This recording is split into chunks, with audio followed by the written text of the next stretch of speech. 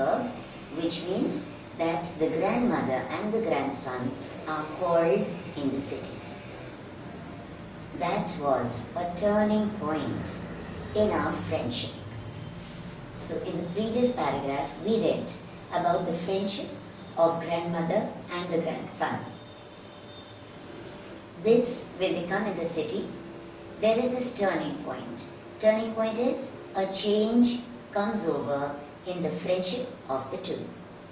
Although we shared the same room, my grandmother no longer came to school with me. I used to go to an English school in a motor bus. There were no dogs in the streets, and she took to feeding the sparrows in the courtyard of our city house. Now this is the difference. In the village, she used to accompany him to the school, but in the city, she cannot.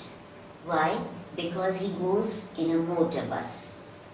Maybe it is that school vehicle that picks him up and drops him back. Secondly, he is going to an English medium school, and therefore she is unable to teach him anything. And that is another reason that she is now a little bit away from the grandson, and a little bit of that friendly relationship has snapped a bit. Then they were in the same room, but she does not wake him up, obviously because the parents are there to wake him up now. So she did wake him up for some days, but after that she stopped. As the years rolled by, we saw less of each other. For some time, she continued to wake me up and get me ready for school. When I came back, she would ask me what the teacher had taught me. I would tell her English words and little things of Western science and learning, the law of gravity, Archimedes' principle, the world being round, etc. This made her unhappy. She could not help me with any of my lessons.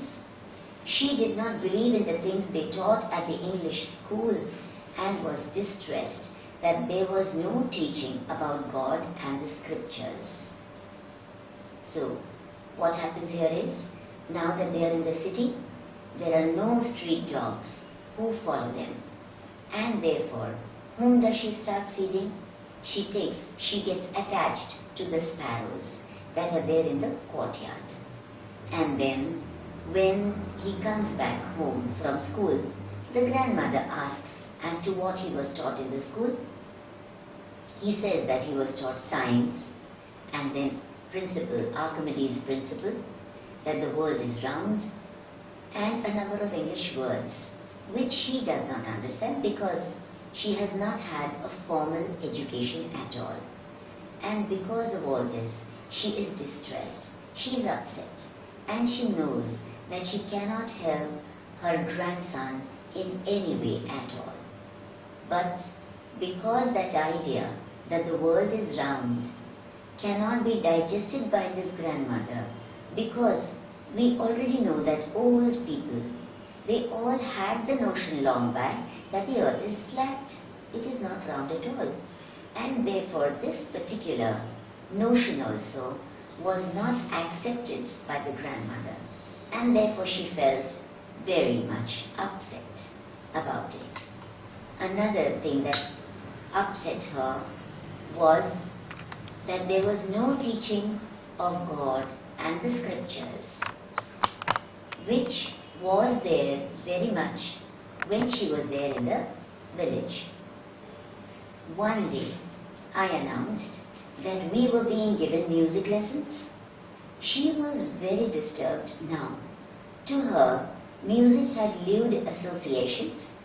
It was the monopoly of harlots and beggars and not meant for gentle folk. She said nothing, but her silence meant disapproval. She rarely talked to me after that.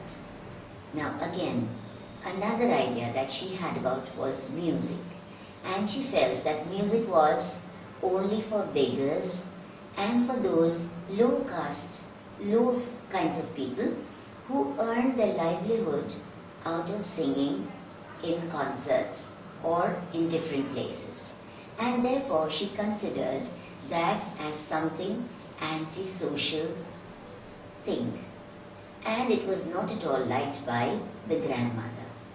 Therefore, after that, when she heard that music was being taught in his school, she stopped talking to the grandson. But that doesn't mean that she had completely drifted away from him, or she had completely forgotten about him or had no feelings at all for him, but it only meant that she disapproved of that English medium school where neither God's teachings were there, nothing about scriptures.